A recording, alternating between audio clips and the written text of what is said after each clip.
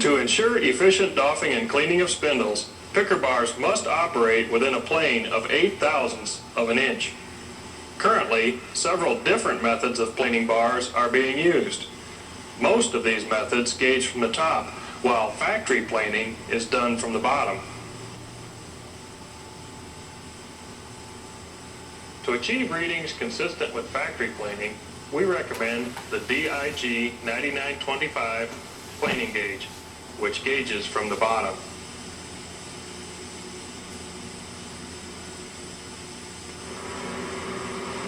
Before beginning the bar planing procedure, make sure the picker bars are seated by running the picking units for a few minutes.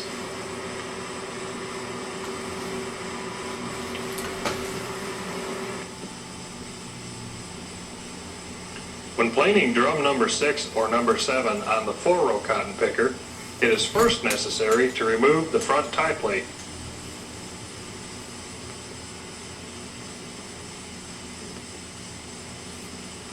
Here we see the planing gauge properly positioned for drum number 7.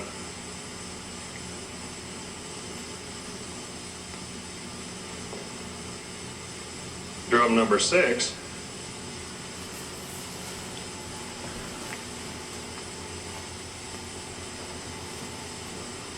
And drum number 5.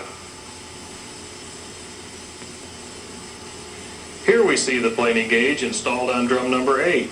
The remaining drums on a 4-row machine and drums number 1 through 4 on a 2-row machine are all done in a similar manner. To ensure accurate readings, the gauge must be clamped tightly in place. The gauge arm should be directly in line with the spindle, with the gauge tip contacting the spindle barrel and not the dust collar or spindle land. To calibrate the gauge, first back the fine-tune screw out away from the gauge arm. Then adjust the top screw until the dial indicator needle is at 0 and tighten the jam nut. Then turn the fine-tune screw in until it just contacts the gauge arm, and then back it out 1 full turn. Then rotate the drum until the gauge arm is off the spindle. Adjust the fine-tune screw to limit the downward movement of the gauge arm to approximately 0.30 of an inch.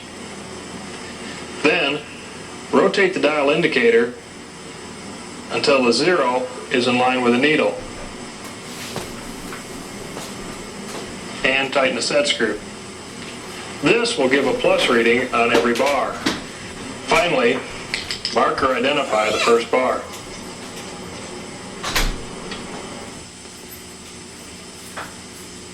If working alone, remove the 3 cap screws from the idler gear housing and raise the housing up until the drum turns freely. In this video, we will demonstrate the powered method. 2 people are required. 1 to take the readings, the other to operate the units. It is important that the operator understands your signals and that he remain constantly alert to what's happening. Since you will be working around moving parts, always use caution.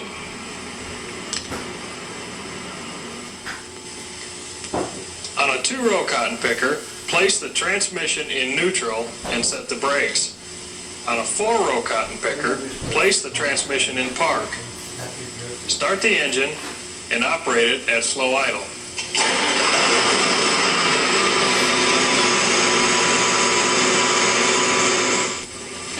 Engage the picking units and bump the hydrostatic lever forward until the units just start to turn.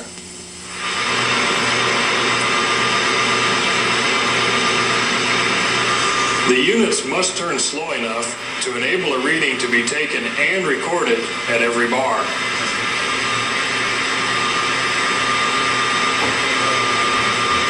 When all the readings have been recorded, disengage the picking units and shut off the engine.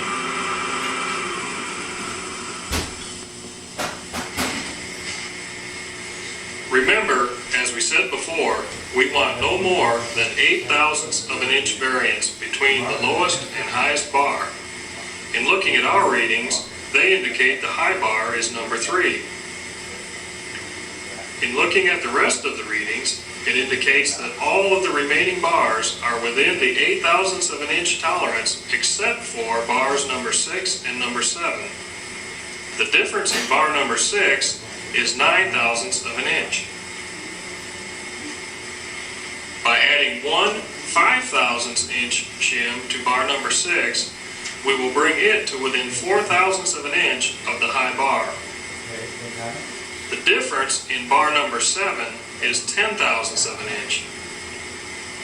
You may be tempted to add one 0.10 inch shim to bar number 7, thinking that this would make bar number 7 even with the highest bar. However, shims have tolerances, and loosening and tightening the drum studs causes variations, which could cause bar number 7 to end up being the highest bar. Therefore, we recommend that a 0.05 inch shim be installed in bar number 7, which will bring bar number 7 to within 0.05 inch of the highest bar, which is within the 0.08 inch variance allowed. Shims come in 3 sizes: 3, 5, and 0.10 inch.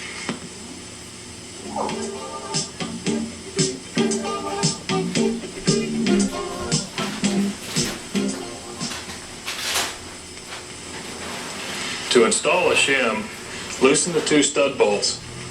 Then, pry up on the picker bar, slide the shim under the stud, and retighten the stud bolts.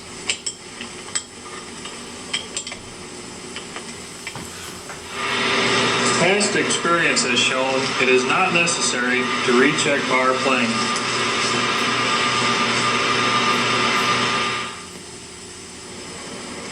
The unique mounting of this planing gauge duplicates factory planing procedures.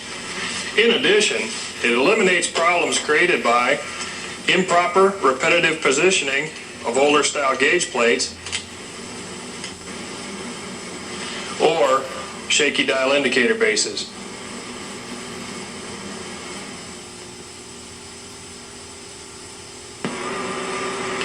We have found this method to be the most consistent, most accurate, and the fastest. For these reasons, at a current price of